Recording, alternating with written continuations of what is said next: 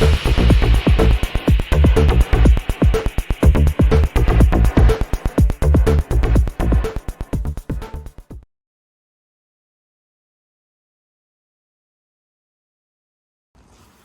there everybody, welcome to another video.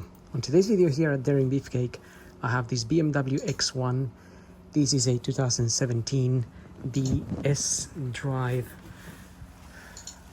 18i.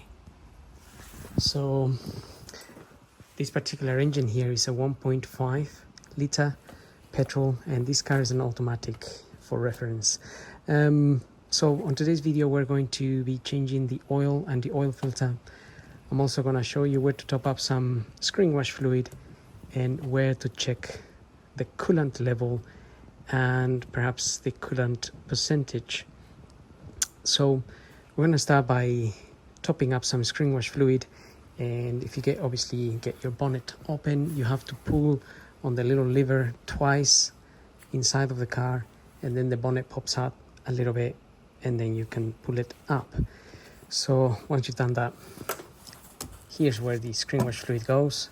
Blue cover with that little picture of a windscreen with some water. And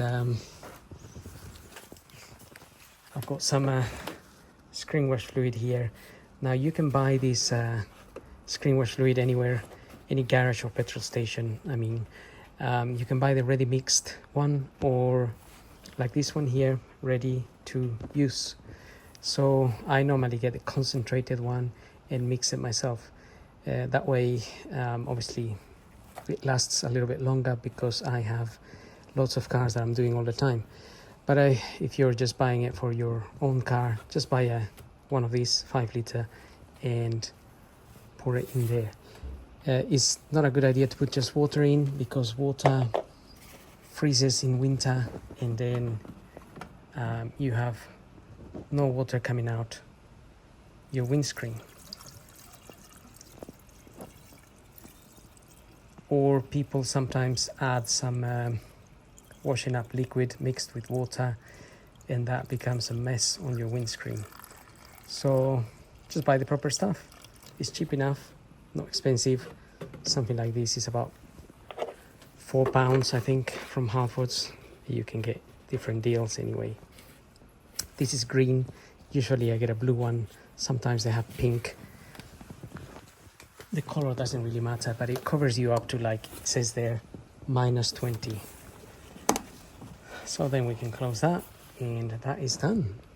Now I'm going to show you the coolant and where to check it. And also I have this device here that if you suck some of the coolant out, it shows you here the percentage of antifreeze that's in it. So that means to what temperature this coolant will actually freeze.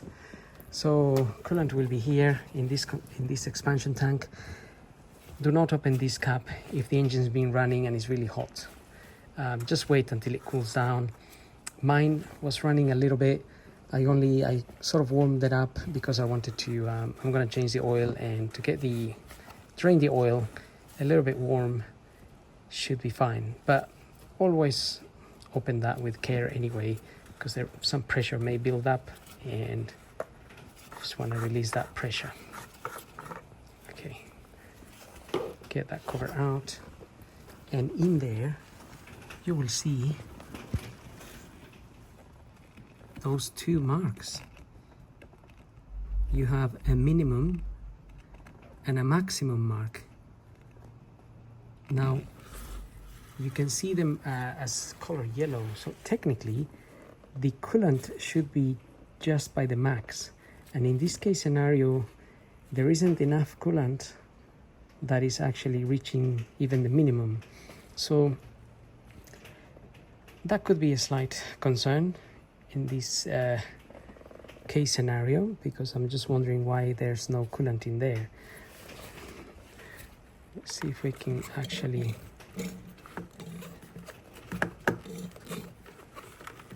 right. So normally we would suck some coolant and it would come in here. So there's no coolant in there. It might be that it's really low for whatever reason. It could be a leak somewhere. which is something I'm gonna have to check. But for now, I may top up some coolant to show you what it looks like when it's at the max. Okay, I just wanted to show you this. If you shine a light into the tank, you can see where the coolant is up to. It's actually just at the bottom of this container here. It's a kind of bluish color, blue, green, that kind of antifreeze that is used in this car. But to be so low, it could be, I mean, it could be that there was some work done in the car as well. So I don't really know, because this car, we just got this car not long ago, and obviously I'm just preparing it, doing its service, so it's ready to be sold. But if it had some work done, which required the coolant to come out, when they refill the coolant, maybe there was they just didn't put enough at the time. So it's really difficult to say at the minute. I'm gonna have to top it up, and then we're gonna have to drive the car and see if there are any obvious leaks around. If not, then obviously we can just leave it until next year and see what happens. Right, so as I was saying, I'm going to top up some coolant. I can actually just about see that the coolant is at the minimum. You can just see the change in color in there. That min there looks a little bit more bluish, but it's barely there. So I topped it up. Actually, to get to the max, I only had to top up about 100 ml. So this container still looks empty. So the little minimum and maximum mark are really, really low. So I'm not really that concerned anymore. I thought it's a bit of a, what do you call it? When you have, when something appears to be higher than it is. So the max mark there, I thought it was like somewhere up here, but it's not. It's really low down. So anyway, I managed to top up some coolant, and I sucked some coolant from this now, and you can see there it's sort of showing me around minus 24. So the temperature outside would need to be around minus 24 in order for this coolant to freeze. So here in the UK we're safe with that. Obviously if you're in the North Pole and it's minus 40, then that wouldn't be good. You'll need a stronger antifreeze. So let me show you now where this is at. So now you can see the coolant, and it's covering the max mark. That little max mark doesn't look as yellow now. And if I show you here, that tank still looks empty. So if you face the same, just remember this does not need to be completely full. So I'm actually happy with that now. I was a little bit concerned, but not now. Close that and we're done. This engine here is quite a common engine now. It's fitted to the Minis and quite a few other BMWs I've seen it on. And well, anyway, now we can move on to the oil and the oil filter. And the first thing I'm going to do is open this cover and just leave it sitting there. So just to allow some air to come in while we drain the oil from underneath and we tackle the filter. If there's some air coming from the top, then that oil can drain a bit faster. So I'm gonna get the car up and start draining the oil. So actually, before I drain the oil, this is the oil filter I'm using today. It's a Hengst E951HD497. So usually I take the old filter out and compare them, obviously make sure they fit in case they gave me the wrong one. So don't just go and order one like this. Make sure you order the correct one for your vehicle by using the registration or the chassis, because sometimes depending on the engine size or model year or whatever, they can be slightly different. So, and also I'm going to use 5W30 oil. 5W30 is a good thin oil for the sort of temperatures we get here in the UK. If you were in the North Pole where it's -40, perhaps you want to choose 0W20 or 0W30.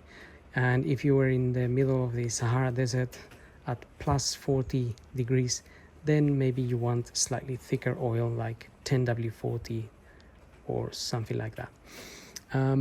So let's proceed with this one. So looking at the car from underneath, we have these two covers here, one and this one here. And with the screwdriver, you just want to flick those open, and this one here. So behind this one there will be the oil filter housing, which is a bit of a pain in the neck to do because you get oil everywhere. Either way, you try to do this in a clean way and it doesn't work out. Right, now we open that. We're gonna need a 17mm socket for that, and then we have to, the filter is sitting just there, so we need to open that little cover there and let the oil drain out. There is you need like a Torx to fit in there. Right, so if you open your filter and you check the contents, this is a different filter, by the way, for a different car. You're gonna find a filter, an O-ring, a new copper washer, and this little cover that we need to replace. So this here is a T55. So you need a Torx T55 in order to open this little plug, which is basically a drain plug. We will first drain the oil from the filter, then we can fit this back on and then take the filter out. And for taking the filter out, I think we have to do it with something like one of these. Is a 32mm, no, I think it's not 27, it's actually a bigger one. It's gonna be something like one of these that I've got here, but we'll find out in a minute. Something like a 30mm or something. Right, got my 17mm here. I'm gonna first open the drain oil bolt here, and as you saw, I have my oil pan sitting there. Now this car, as I mentioned, was not running that much, which means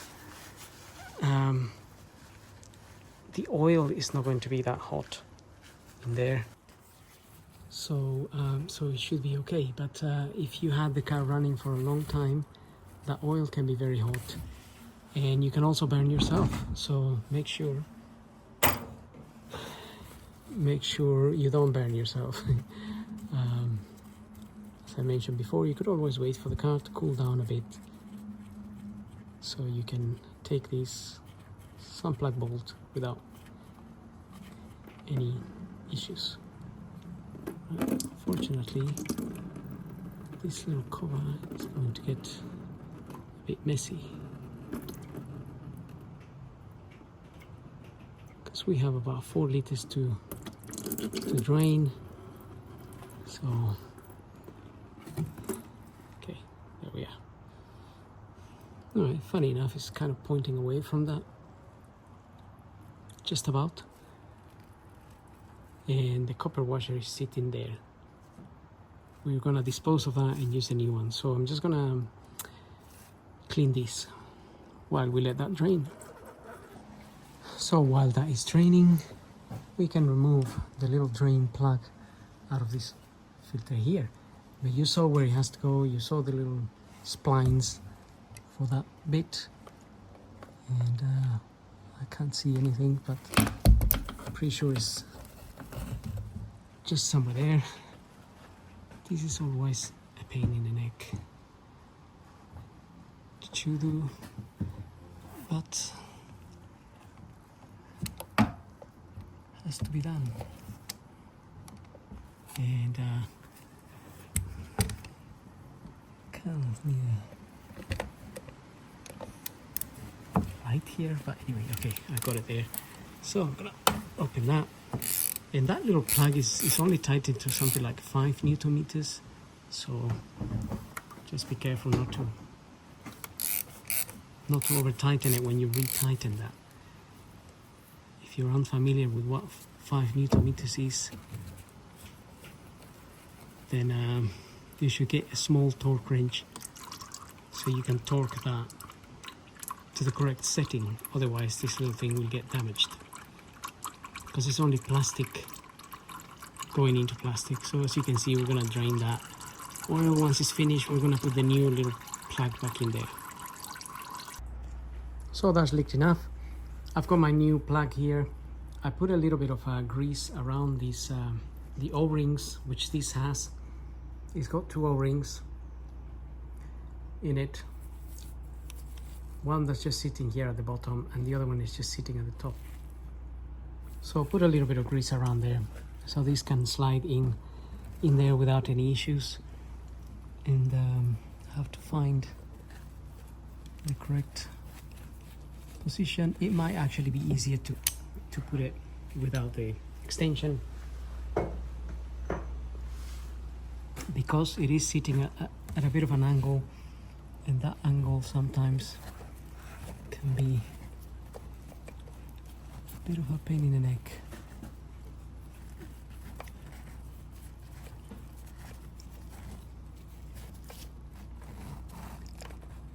Right, okay. Yeah. Better to even put it in without this, without the tool, because even the tool causes a bit of a, it's because you have all sorts of, and now that, okay, I got it back in there, but well, you can't see anything, but what I want to do is clean, because I had a bit of oil dripping onto my hand, so this is very slippery now and I can't close it. So 5 Newton meters is not a lot of force. You can actually literally close this with your hand. That way you're not going to damage it. If I use the ratchet, it's too much force, possibly damage it. I have kept the old one just in case if I break this or the new one, then I can still reuse the old one. It's not at the end of the world, but obviously it's best to use a new one. So I'm just going to clean this and I'm going to tighten that, and we still need to remove the whole housing. Okay, so closing it by hand can be a bit of a challenge actually. So I did use my ratchet in the end, but you just have to be careful. So now we need to remove the whole filter in itself to get the actual paper filter out. Okay, so the actual socket that we need is a 32 mil. That 32 mil is going to fit on that.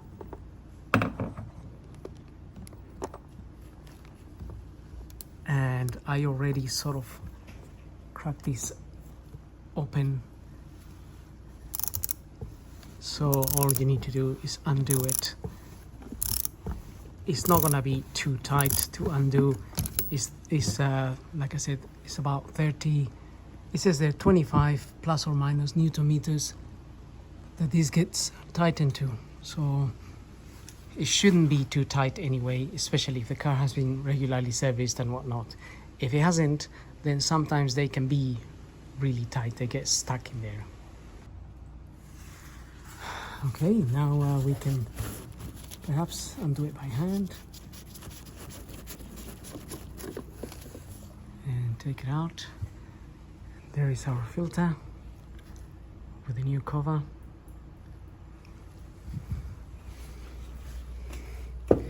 So now it's just a matter of pulling that one out, getting the little O-ring out, and renewing the filter. Okay, so as I said, you wanna pull this out. So this is gonna be stuck in there. It's gonna be plugged in. I've already pulled it out because I couldn't do it with one hand, and it will come out like this. Now, when you pull it out, there is still gonna be some oil in there that didn't drain, and So you just want to dispose of that oil because it's going to be. So what happens is when you pull the filter out, some oil jumps everywhere, as it did here. That's why I had my paper. So whatever you do to avoid mess, it doesn't happen.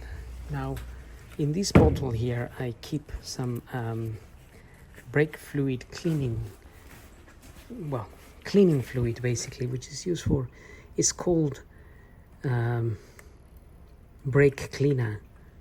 It's a liquid that is really good for cleaning oil and stuff like that, and obviously brake fluid. So I like to rinse the oil filter housing here a little bit. We give it a bit of a rinse.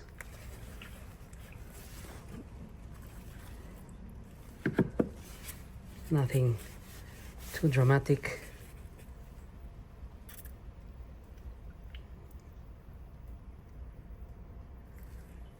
And that is that.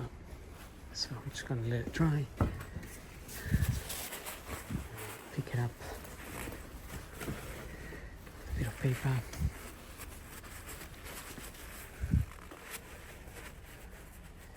And that is basically ready for our new filter,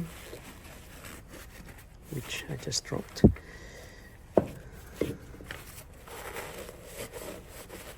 And also, don't forget to, you have a new copper washer. Take the old one out, put a new one in there. You can also go ahead and fit that in here. And these are normally tightened to like 30, between 30 and 35 Newton meters. So again, having a torque wrench is a good idea. Now, usually use one of these to pick the old O-ring out, like that. So all you want to do is take that O-ring out and fit the new one. So I'll go ahead and do that. Okay, just managed to do it with one hand. Didn't think that was gonna happen, but it did. And fitting the new one, that's probably not going to happen with one hand. So I'll just get my two hands and just fit it. Okay, so I just cleaned a bit more inside of there with my one of those. Clean that in there. Now we're ready to fit that as well. So that should plug in, and my O-ring, it's in place, and I put some multi-purpose grease around the O-ring. So just some multi-purpose grease, something like this.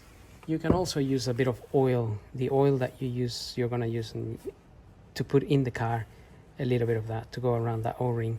It helps the O-ring slide in a bit nicer into the housing where it's going now. And the other thing, it might be, if I remember, when you push this in, you have to, it's a little bit difficult to get it in because this is going into I think there is a pipe that sticks down there. So in some models there is, I'm not sure this one has.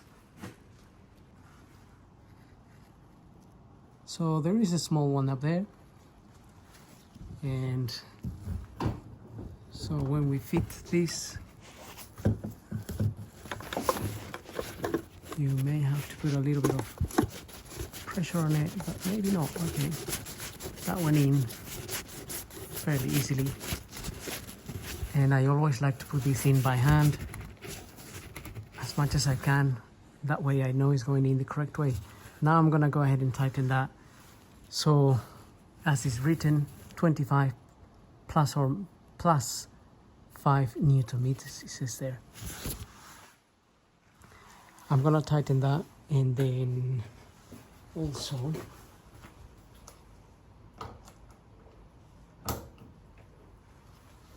we want to tighten this one. So let's not forget this one here. Again, about 30 to 35 Newton meters for that.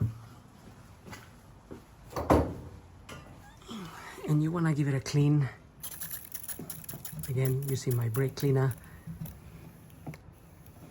to clean the area. Leave it nice and clean, that way next year you will know if there's any drips from there, any minor drips obviously, you will know where that maybe you didn't tighten it properly. We can also rinse this here a little bit because that got a little bit oily. But anyway, it's about keeping things clean, because if you leave it dirty, next year you might not know where that oil was from. If you forget and you left it dirty, then you might think there's oil coming from somewhere. So anyway, I'm gonna tighten my filter, close those little covers, and then lower the car. So we are ready to top up some oil. Now, as far as I'm aware, the 1.5 engine here takes 4.25 liters. And I've already poured some in there, so we don't have to be spending hours here watching me pour oil in there.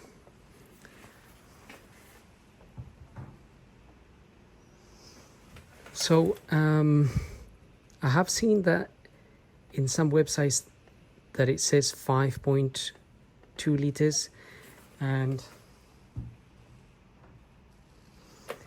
I'm not sure if that is correct or not. I've always done 4.25 on this model. So if you are unsure of the oil capacity in your car, or even from my video here, I would advise you to double check with your supplier. So sometimes the places where you buy the oil from, they have the data in their computers and they are able to give you the oil capacity, because if you have a bigger engine than the 1.5, it kind of looks the same, but it may have a different oil capacity. So let's just get this car running now.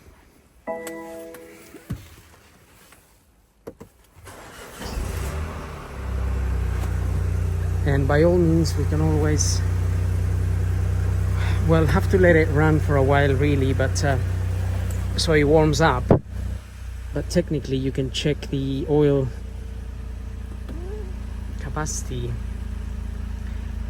in here. If you go to the menu and then you go to my vehicle, select my vehicle, and then go to vehicle settings, but go to vehicle status, and then go to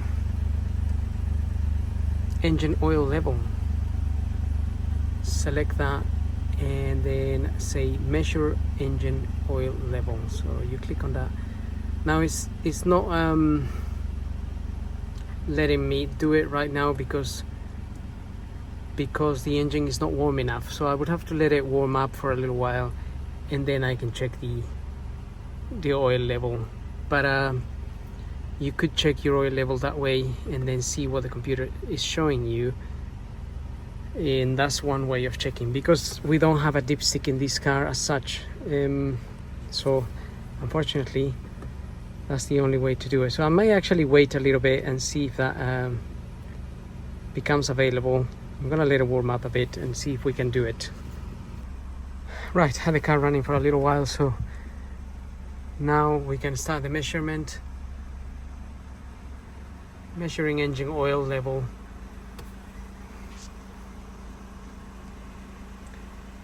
And we'll see what that comes up with.